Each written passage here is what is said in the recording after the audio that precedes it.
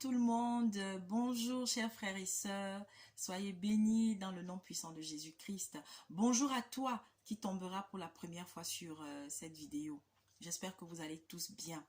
Oui, ça fait 2 semaines, je sais que j'ai pas fait de publication, mais pour les premières personnes qui avaient été là dès le départ, hein, et pour celles qui sont tombées sur cette vidéo où je disais que voilà, moi vraiment je me laisse porter par le Seigneur. Donc lorsqu'il me met quelque chose à cœur, je viens, je dépose. Alors, j'espère que le week-end a été pour tout le monde, à tous les parents. Bon courage pour cette nouvelle rentrée. Et puis pour les enfants qui attendent encore avant de reprendre, également bon courage à vous. Et si vous avez des enfants qui ont raté à leur examen, hein, que le Seigneur vous mette à cœur de continuer de les soutenir, mais surtout de tenir compte aussi des aspects qui ont fait en sorte que cet enfant-là loupe son examen. Et surtout, faites-lui confiance. Je sais, lorsqu'on a dépensé toute une année pour qu'un enfant aille à l'école et que l'enfant reprend la classe, c'est pas toujours évident. Je suis dans ce cas, d'accord? Donc, il ne faut pas se décourager. Et voilà, il ne faut pas se décourager. Et si vous avez en plus un enfant, peut-être qui connaît l'échec pour la première fois, là, c'est dur. C'est, voilà, pour l'enfant, parce que voilà, pour nous aussi, ça fait mal, mais ce sont eux qui ont le plus besoin qu'on les soutienne. Donc, voilà. Alors, à toi, parent, qui connais cette situation, ne te décourage pas, mais continue de donner des conseils à cet enfant. Continue de l'encourager de ne pas baisser les bras. Et surtout, en reprenant la classe, de ne pas se comporter comme quelqu'un qui a, comme j'ai vu tout ça l'année dernière, donc je viens juste faire, je viens remplir la formalité en venant en classe. Non, non, ça c'est le piège. Et c'est le piège que peut-être cet enfant, dans lequel il tombera, s'il part comme ça, non. Mais qu'il parte étant nouvel élève dans cette classe. Voilà, c'est vrai, il va partir avec un plus si c'est quelqu'un qui a pris conscience et qui a décidé que non, il ne reprendra plus cette classe-là. Alors là, oui. Donc, il se met dans la peau d'un nouvel élève, mais seulement dans la tête, c'est qui est sûr. Il verra les mêmes cours, il verra, voilà, mais peut-être ce ne sera pas aussi les mêmes professeurs. Donc, la méthode aussi peut-être va un peu changer. Mais en tous les cas, c'est qui est sûr. Oui, il part avec un petit plus, c'est qu'il connaît déjà les leçons qui vont être données, mais il part avec un petit handicap aussi. C'est le piège de devoir croire que comme il a vu tout ça l'année dernière, alors il n'aura pas trop d'efforts à faire. Donc, il faut juste trouver le juste milieu. Alors, chers frères et sœurs, toi qui tombes sur cette vidéo pour la première fois, merci de m'accorder encore un peu de votre précieux temps. Je viens aujourd'hui tout simplement déposer premièrement un tout petit message à toi qui es différent.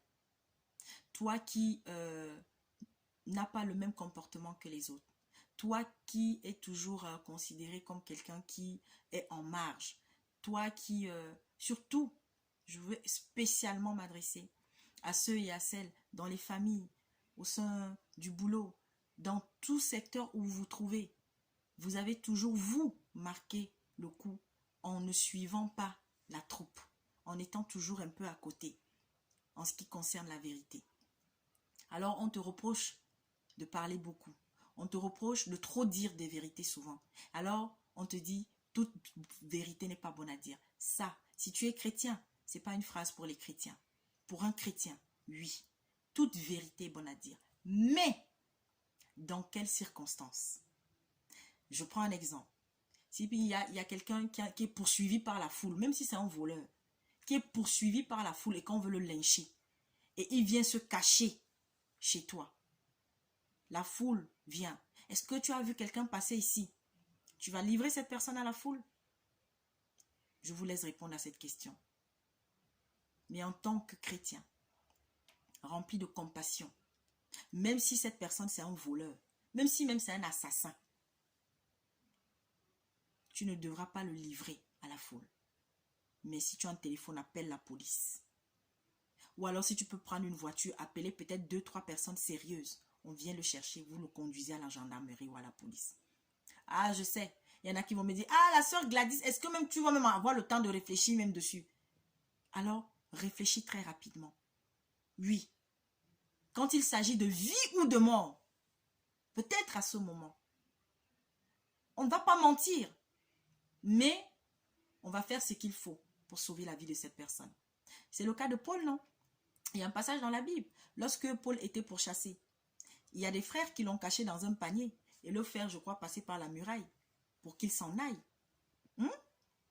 On a posé des questions à cela, non? Est-ce que vous n'avez pas vu quelqu'un passer ici? Ils ont répondu certainement, non, on n'a vu personne. Et pourtant, c'est eux qui venaient de sauver la vie de Paul.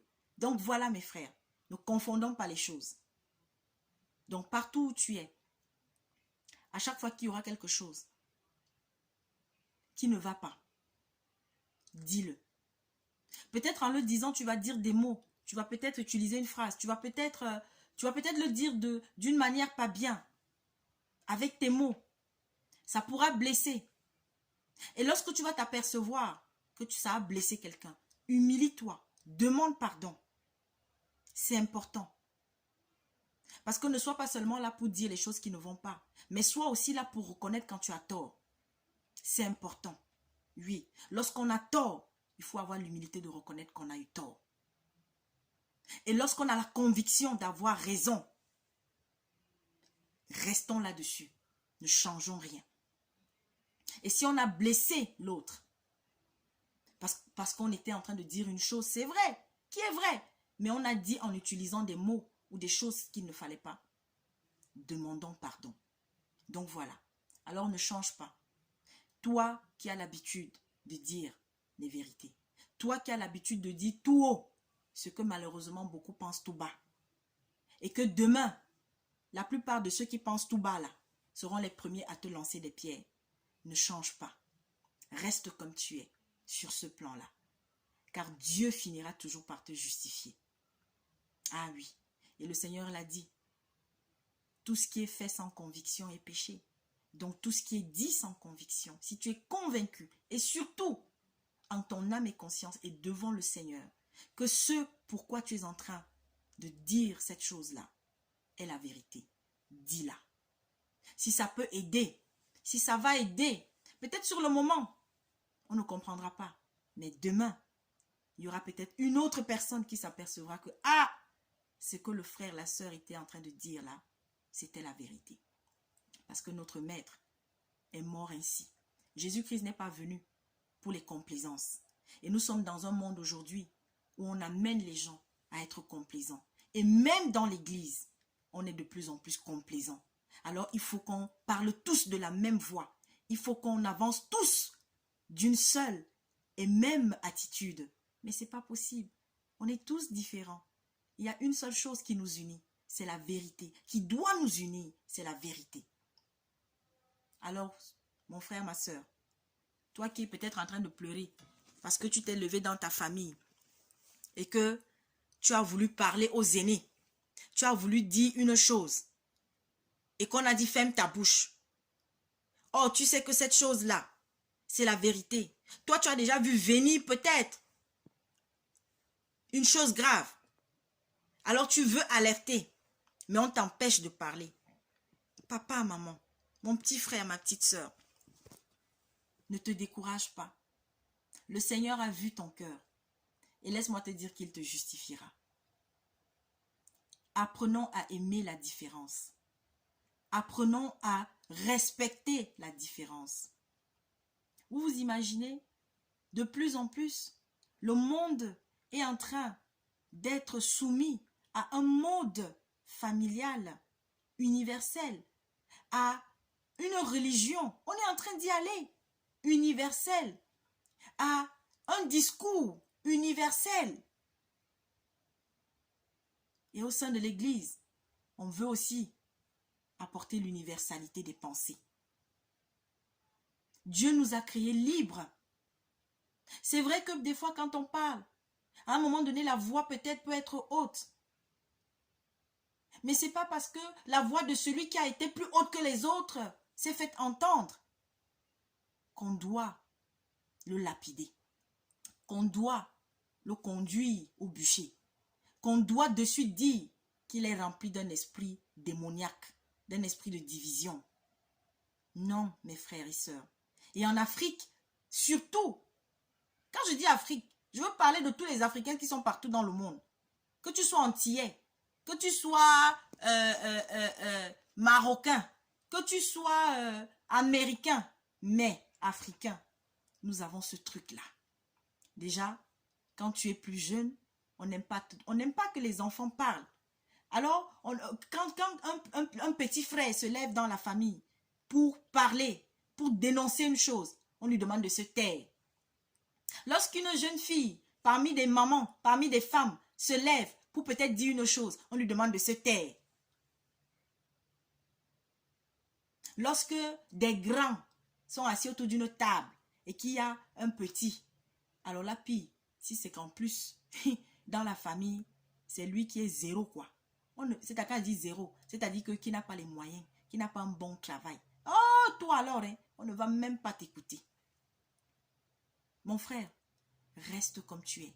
Ma soeur, reste comme tu es. Mais seulement, sois rempli d'humilité. Lorsque, en parlant, tu blesses les gens, demande-leur pardon. Humilie-toi, non pas pour faire joli, mais parce qu'après avoir fait ton examen de conscience, tu t'es rendu compte que tu as blessé. Et j'ai un dernier message pour nous les chrétiens, surtout, parce que dans la maison de notre Père, l'hypocrisie a atteint un stade qui n'a pas de nom. L'égoïsme a atteint un stade qui n'a pas de nom. On rigole, on prie ensemble, on se retrouve pour partager la parole. Mais lorsque on a un frère, on a une sœur qui peut-être a une attitude pas bien, on ne dira rien. On va se taire. On ne dira rien. Même lorsque le serviteur, celui qui a la charge de conduire le troupeau, est en train de s'égarer, on ne lui dira rien. Ah, c'est l'homme de Dieu. Mais le jour où il va tomber, ceux-là vont être les premiers à applaudir. Ceux-là vont être les premiers à dire, ah, je savais, j'avais vu, hein, je savais que vraiment, comme machin. Bande d'hypocrites. Arrêtons ça. Arrêtons ça, mes frères et sœurs. Ce pasteur qui couche avec les femmes de truie, vous êtes au courant. Vous les anciens, vous qui aimez vous appeler anciens, vous les diacres, vous les diacones, pour ceux qui... Vous voyez, mais vous n'avez pas le courage d'aller leur parler. Vous qui connaissez que le prêtre passe le temps à sortir avec les femmes de truie, vous êtes au courant. Vous ne lui dites rien. Il fait venir des gens pour venir laver ses habits chez lui. Il fait venir la sœur ou alors la femme du pasteur. Elle utilise maintenant les enfants de l'église, les femmes de l'église pour venir faire le ménage chez elle, pour venir préparer, pour venir s'occuper des enfants. Entre-temps, c'est elle la femme du pasteur. Elle voyage à travers le monde parce qu'elle est devenue pasteur. Qui s'occupe de tes enfants? Qui s'occupe de ton mari? Et demain, quand arrivera ce qui doit arriver, tu vas être la première à aboyer, à venir jouer les malheureuses. Toi, qui sais que ton mari est un voleur de dîmes, qui continue de demander les offrandes, qui fait les consultations prophétiques payantes, le jour où ça vient tomber, tu commences à venir faire la malheureuse. Vous faites les vidéos maintenant tout le temps. Vous venez vous lamenter devant Internet. Au lieu de prier en silence, vous commencez à dire que c'est un complot. Vous savez, il y a une chose que j'ai comprise de la vie. Je vous assure, en bien comme en mal, rien n'arrive jamais pour rien. Il est temps que vous compreniez ça. Même quand on t'accuse à tort là, le fait qu'on t'accuse à tort là, ce n'est pas arrivé pour rien. Alors examine-toi. Même quand tu sais qu'on t'accuse à tort, que tu dis la vérité, mais que tu as constaté que non, on est toujours en train de t'accuser, on est toujours en train de dire... Il est temps que tu te poses la question, mais moi-même, si est-ce que je n'ai pas un problème? Demande au Seigneur qui t'aide à t'examiner. Peut-être qu'il y a une chose en toi, effectivement, qui pose problème. C'est ça qu'il faut faire. Mais nous qui disons que nous sommes des chrétiens, aujourd'hui, chaque jour davantage, on aime qu'on nous applaudisse. On aime qu'on nous dise, oui, ce que tu fais est bien. Tout ce que tu fais est toujours bien. On ne doit pas te porter critique. Lorsque des frères ont un différend, on ne pratique pas la justice. On va écouter une partie, on ne va pas écouter l'autre partie. Ça dit que le premier qui s'est plaint, c'est lui qu'on écoute. C'est ce qu'il dit qu'on comprend. Mais on ne donne pas l'opportunité à l'autre de s'expliquer. On ne cherche pas à démêler le vrai du faux. C'est vrai. Le justicier des justiciers, c'est Jésus-Christ. Ah oui. Et toi qui es juste, il finira par te justifier. Mais seulement, ne rendons pas des frères et des sœurs dans les assemblées en kamikazes. Parce que de plus en plus, je vous dis, dans les familles, quand vous voyez ces enfants aux États-Unis qui se sont levés un matin, qui ont chargé le fusil et allaient tuer des enfants dans une salle de classe, quand on remonte les enquêtes, qu'est-ce qu'on découvre? Pour la plupart d'entre eux, c'est des enfants dans une salle de classe qui étaient toujours moqués. C'est des enfants dans une salle de classe qu'on n'écoutait pas toujours. Et lorsqu'ils prenaient la parole, on se moquait d'eux. On ne tenait pas compte de ce qu'ils disaient. C'est des enfants à la maison, on ne les écoutait pas. Ils étaient toujours dans leur coin. Ah, ils ne parlaient pas, hein. C'était un enfant calme, mais il ne faisait qu'emmagasiner. Parce que voilà aussi, lorsque quelqu'un ne parle pas, ce n'est pas parce que la personne est trop respectueuse. Ce n'est pas parce que la personne, elle est bien, comment on dit, elle est bien, elle n'a pas de problème. Non. Et l'expérience de la vie m'a montré que généralement, les gens qui ne parlent pas, ce sont des personnes profondes, qui accumulent. Le jour où ça vient sortir, mon frère. Voilà pourquoi, moi je vais vous dire, les personnes généralement qui parlent beaucoup, elles ne gardent pas dans le cœur. Ah oui. Alors en parlant, elles peuvent exploser. Ouais, oui. Mais ça va finir là. Elles vont avoir mal peut-être pendant quelques temps. Mais au moins, elles ont dit, afin qu'on entende, afin qu'on sache que voilà ce que j'ai dans le cœur. Mais lorsque tu rencontres le Seigneur Jésus-Christ, je vais vous dire, le Saint-Esprit, il viendra toujours vous consoler, doucement. Peut-être le premier jour, vous aurez du mal à laisser la pilule passer. Mais au fur et à mesure, le Saint-Esprit sera là pour vous restaurer, pour vous restaurer. Aimons la différence. Aimons la différence. Regardez ceux qui sont homosexuels. Oui, l'homosexualité est condamnée par Dieu. Toutes les religions condamnent cela, en tout cas ouvertement. Mais est-ce pour autant qu'on doit... Moi je vois, j'ai vu, j'ai entendu des chrétiens qui condamnent la personne homosexuelle. L'homosexualité condamne-la. Rejette-la. Mais lui-même, as-tu cherché à lui porter le message d'espoir qu'il y a quelqu'un qui est là, qui peut le sauver, qui peut le sortir de là? Parce que celui qui connaît la vérité, nous savons que l'homosexualité a été portée dans le monde par Satan. Et que c'est un esprit. Peut-être pour ceux qui ne le savent pas. Je parle de l'homosexuel, c'est-à-dire que de celui qui, dès l'enfance, a senti la différence. Hein. Je ne parle pas de l'homosexuel par opportunisme. Que non, pour devenir ça, pour devenir ci, pour occuper tel poste et tout, il faut aller donner ton derrière. Il faut aller coucher, toi, la femme, avec ta patronne, ou je ne sais pas trop quoi, ce qui se passe aujourd'hui à travers le monde. Mais je parle de celui-là qui, depuis tout petit, a senti la différence. Il est garçon, mais il est plutôt attiré par des choses de filles.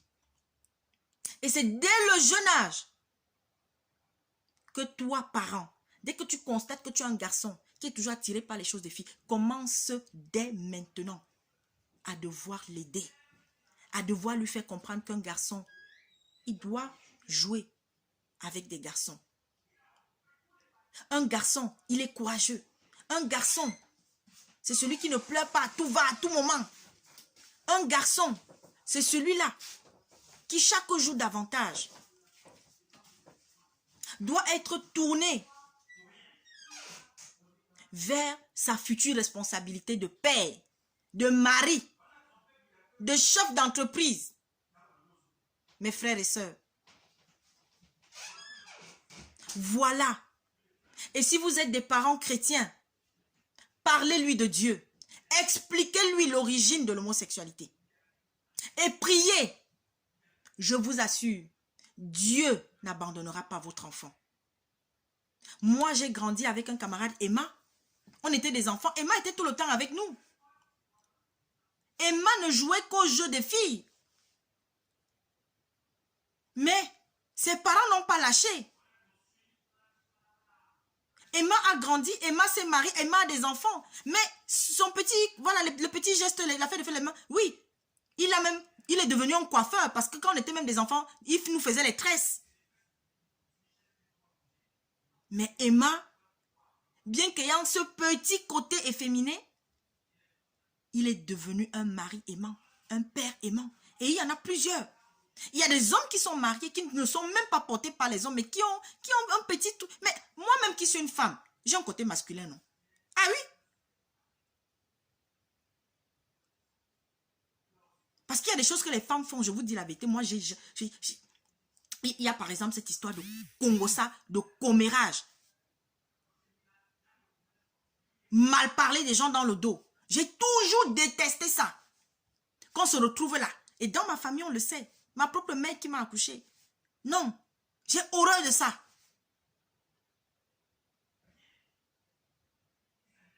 Je ne me laisse pas faire. Même quand j'étais une jeune fille, un garçon, tu ne peux pas venir me parler n'importe comment. Et pourtant, physiquement, je n'étais même pas forte. Mais rien que ma bouche. Ah oui, cette bouche-là.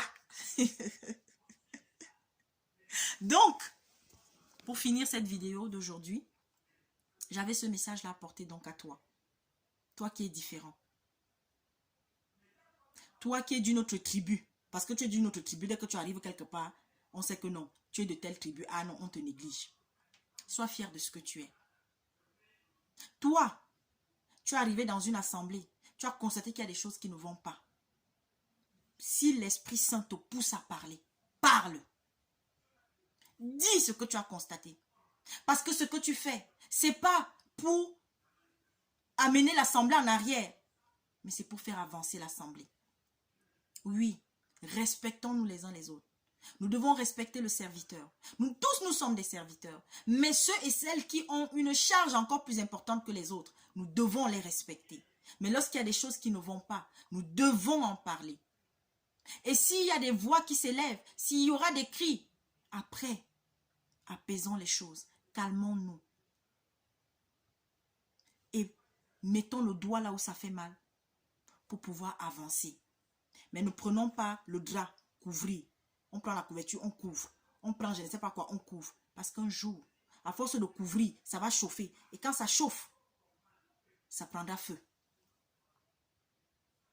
Alors, soyez bénis. Que ce message aille toucher ce que ça va toucher. Mais,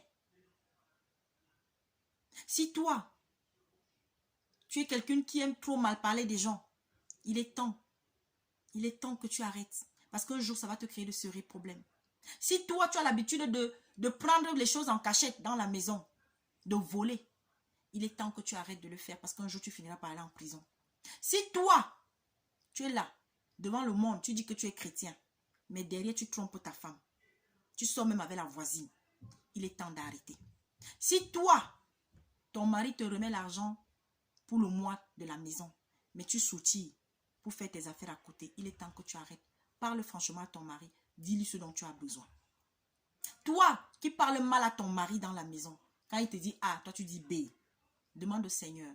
Parce que à un moment donné de ma vie, j'étais comme ça. Et le Seigneur, vous savez, nous les personnes en fait qui n'aimons pas, qui ne savons pas camoufler les choses. Des fois, quand on arrive même dans le mariage au début, ça va être compliqué que on voit une chose qui ne va pas, peut-être que le mari veut faire, et on va exprimer ça. Mais on va peut-être exprimer ça d'une façon un peu autoritaire, je ne sais pas.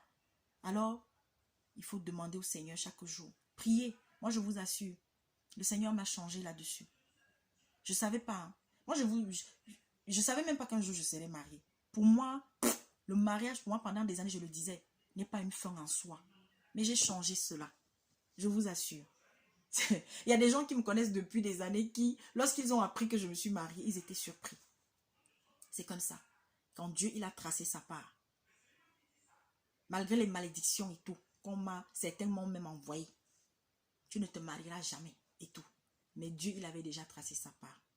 Alors, c'est vrai.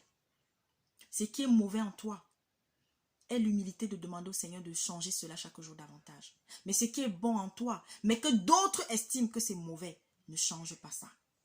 Au contraire, je vais même vous dire quelque chose. Dieu va faire même en sorte que le côté bon qui est en toi, mais que les autres trouvent que c'est mauvais là, il va même, c'est-à-dire qu'il va multiplier ça. Parfois même toi-même, tu vas même te demander que, aïe Seigneur. Oui. Nous ne sommes pas venus. Le monde dans lequel on est là, nous ne sommes pas là pour applaudir pour tout le temps. Nous ne sommes pas là pour rigoler tout le temps. Mais lorsque ça devient sérieux, prenons notre part. Prenez votre part. Le monde va très mal. Dans la prochaine vidéo, j'aurai un message à partager pour vous parce que le Seigneur m'a donné un message que je vais venir déposer ici. Et aimons-nous. Soyons sincères entre nous. Je veux surtout d'abord dire aux chrétiens, soyons sincères entre nous.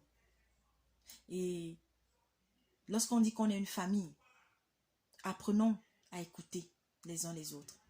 Et ceux qui parlent, laissons-les parler. Ne les muselons pas. Même s'ils disent des conneries. Après, on va leur dire, bon, mon frère et ma soeur, ce que tu venais quand même de dire là tout de suite, là, ce n'est pas correct. Ce n'est que comme ça qu'on apprend à grandir. Alors, mes frères et sœurs, le monde va mal. Accrochons-nous. Toi qui n'es pas encore venu au Seigneur, il est temps que tu viennes à lui. Viens à lui. Viens à lui comme tu es. Tu es prostituée, tu es homosexuel, tu es féticheur, tu es sorcier, tu as été dans des sectes. Et aujourd'hui, tu veux sortir de là. N'aie pas peur. N'aie pas peur. Même si tu dois mourir demain. Mais aujourd'hui, tu es en vie. Écoute ce message. Viens au Seigneur Jésus-Christ. Parce que tu iras en enfer, mon frère. L'enfer existe. Si Dieu existe, le diable existe. Si le mal existe, le bien existe. Merci pour tous ceux et toutes celles qui partagent ces messages.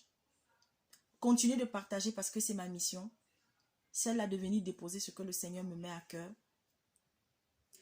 Que le Seigneur permette que... Parce que là, je dois parler de la notion d'ancêtre. Cette adoration que nous avons connue, que nous connaissons en Afrique et même partout ailleurs. Des gens qui continuent de croire que l'ancêtre entend. L'ancêtre va venir te sauver. L'ancêtre, hein? Quand tu veux être riche, c'est l'ancêtre qui t'apporte la richesse là. Il est temps d'arrêter avec ça. Laissez les morts là tranquilles. Donc je ferai une vidéo là-dessus. Merci. Prenez soin de vous. À bientôt. Et s'il y a des critiques, s'il y a des suggestions, si j'ai dit une chose encore qui va peut-être blesser je ne sais pas qui, vraiment pardon mon frère. Mais je parle au monde entier. Je parle à ceux et à celles qui vivent les situations qui ont été décrites dans cette vidéo. Pour que la vérité, toujours, au nom de Jésus-Christ, pour que la lumière, pour que le sel puisse toucher les cœurs qui ne sont pas encore touchés. Amen.